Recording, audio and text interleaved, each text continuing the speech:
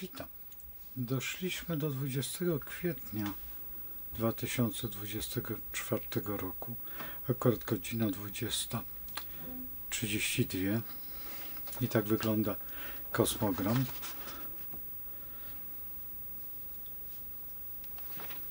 Ryszard Borowiecki, oczywiście znajdujemy się jeszcze w tym lunarnym baranie i kończymy nasze przemyślenia na temat akurat ostatniego znaku, bo ryb. Już jesteśmy w byku, proszę się nie dziwić, ale to jest solarny, a my idziemy od nowiu, idziemy poszczególnymi znakami i idziemy właśnie nowiem barana. I dzisiaj jest 12 dzień. Idziemy dokładnie od 8, a właściwie od 9. Idziemy po kolei i dzisiaj kończymy nasz przebieg zodiakalnego myślenia, tego duchowego, a najważniejszymi cechami tych dni jest wykluczenie tych negatywnych rzeczy, które są w nas zapisane po to, żebyśmy mogli jak najbardziej wstąpić na tą ścieżkę duchowości, która jest dla nas tak szalenie istotna. Dlatego też czas zodiakalnego barana daje nam tą możliwość siłowego wejścia. Ten układ powodem jest między innymi ustawienie planetarne, to też, ale też to, że ten nów rozpoczął się w baranie i głęboko w baranie, czyli już ryby zakończyły się też w baranie i mogliśmy przejść do tego punktu, w którym każdy dzień, każda chwila jest tak szalenie istotna dla nas. To strategia myśli przede wszystkim i dlatego też nasze ryby powinny się zastanowić nad niektórymi ich cechami.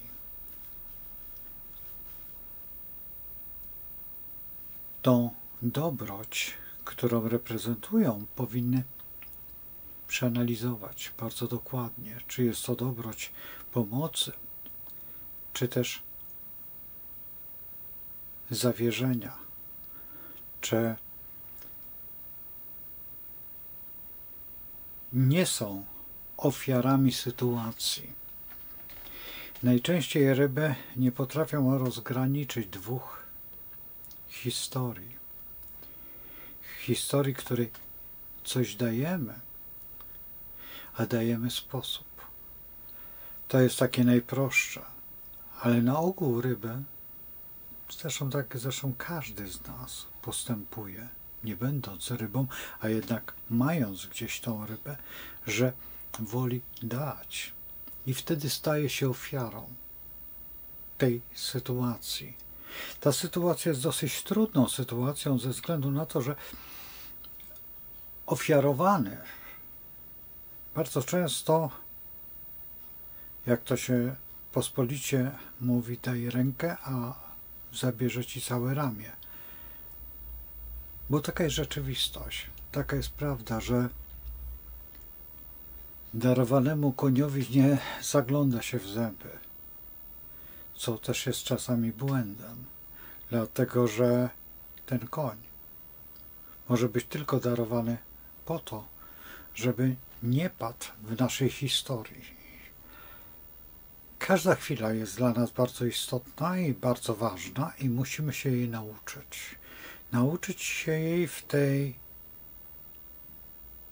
historii, którą w rzeczywistości nie potrafimy ocenić. Ocena należy do przyszłości. Ona dopiero wyjdzie za jakiś czas, czyli będzie wtedy historią. Więc przyszłość musimy zmieszać z przeszłością, po to, żeby umieć rozegrać to.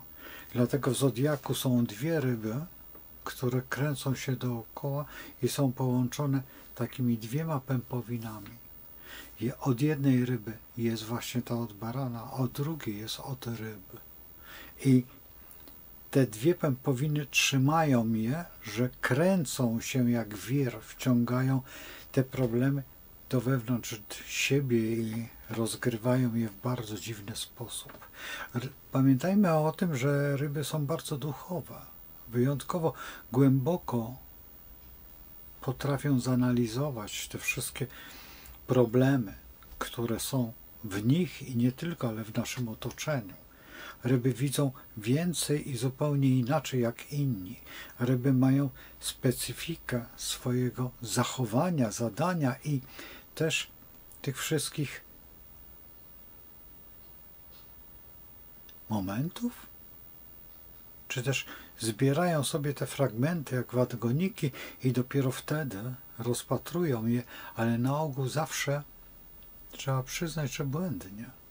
Dlaczego? Dlatego, że potem, po czasie, rozpoczyna się rachunek sumienia i w tym rachunku sumienia rozgrywa się, czy ja dobrze wykonałem tą rzecz. I większość z nas popełnia te błędy, że źle. Dlaczego? Dlatego, że nie ma tej perspektywy czasowej, żebyśmy mogli historycznie to obejrzeć z tamtego punktu, który dopiero do nas dobiegnie, o czym mówiłem przed chwilą.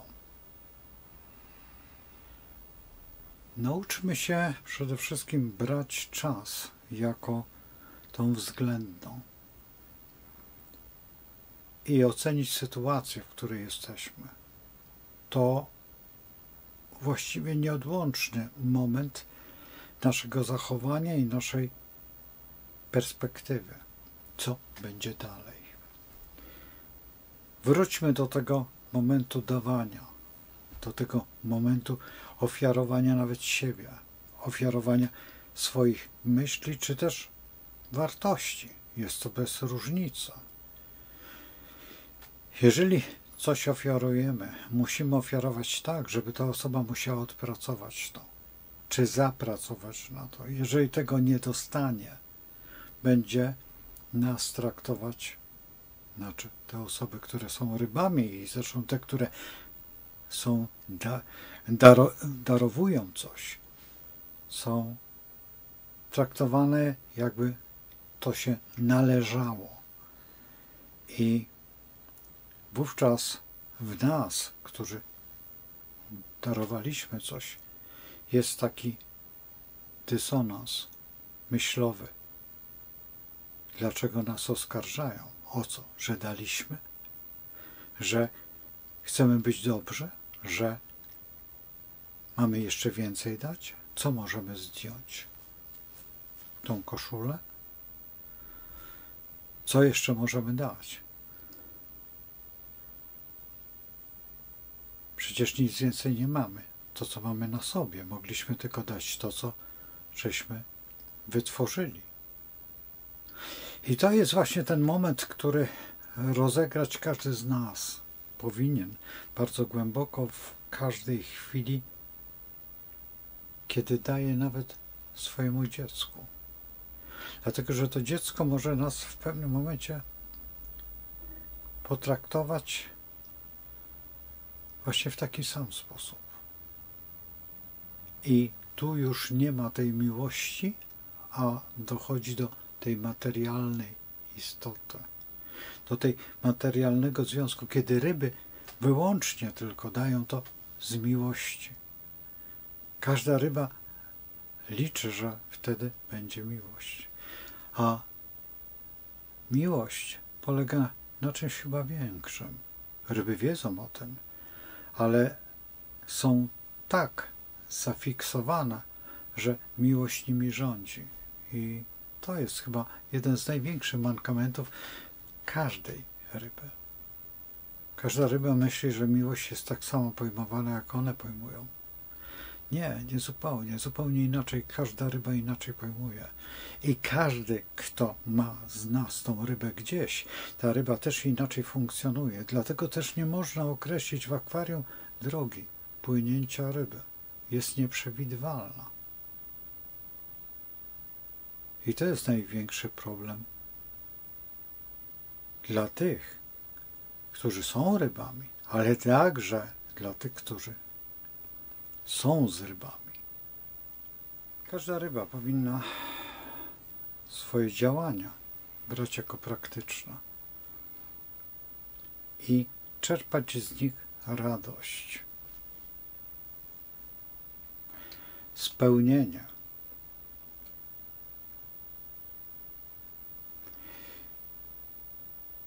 Dlatego, że w tym wszystkim jest ta sytuacja, którą musi rozegrać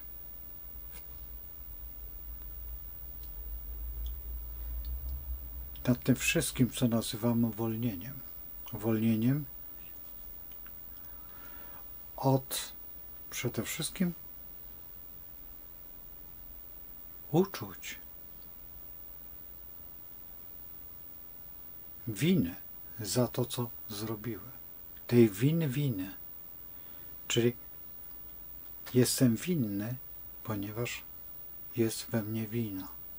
Ja muszę odpracować tą winę. Jaką winę? Za to odpracował już Chrystus. Pokazał nam, że my już jesteśmy wolni. Ale ta wina nadal w nas jest. Ta wina raju, tego jabłka, które jest... Czy ono jest szalone? Ono jest owocem. I czego owocem?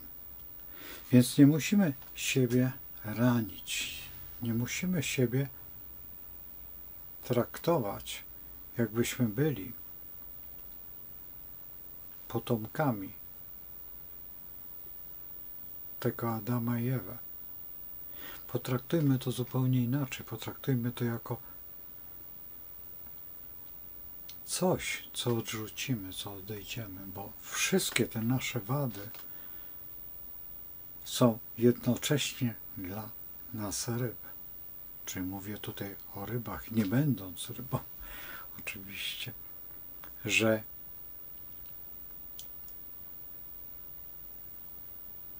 w tych 12 znakach są zaszeregowane punkty. I tych punkty musimy podjąć tą decyzję, żeby je najbardziej zniwelować. Najpiękniejszą rzeczą jest zawierzenie i miłość. I dawanie tej miłości. I otrzymywanie vice versa. I tu jest właśnie ten dysonans, który bardzo często występuje, ponieważ każdy znak inaczej kocha. Każdy znak ma zupełnie inne wrażenie, inne znaczenie tego samego słowa miłość. I ryby są te, które dają, ale są winne, że dają. I czy mogą ponieść winę za to, że dały, że oddały siebie?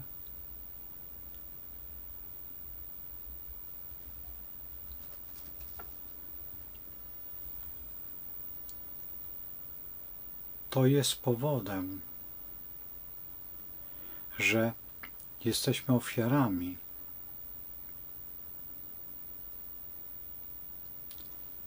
wszystkiego tego, co zrobiliśmy. Każdy nasz gest jest ofiarą, tym bardziej ryb. I musimy go ocenić, czy na pewno on jest tą winą, czy nie jest tą winą. Czy jest tym poznaniem tego zła. czy dobra, czego bardzo trudno jest odróżnić.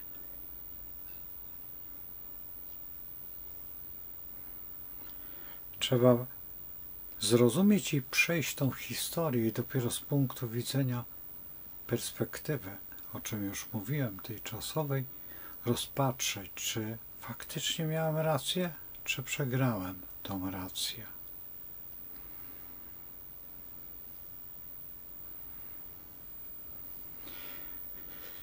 Tutaj musimy rozmienić największą rzecz. Czy ta łaska jest naprawdę łaską, czy tylko wydaje nam się, że komuś udzieliliśmy? Bo w tym momencie możemy ulec bardzo poważnej zagładzie swoich myśli.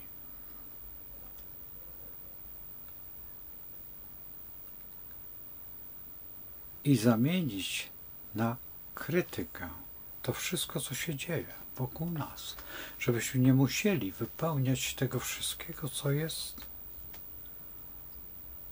w tej naszej drodze.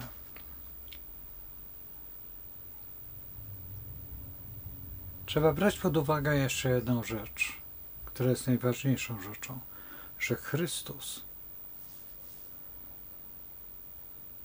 jest spod znaku ryb. I tym człowiekiem, który jest też spod znaku ryb i nie wytrzymał tego napięcia, to Judasz. I trzeba było znaleźć, żeby się spełniło. I się spełniło. I tu jest właśnie to zwycięstwo, którego my nie możemy pojąć.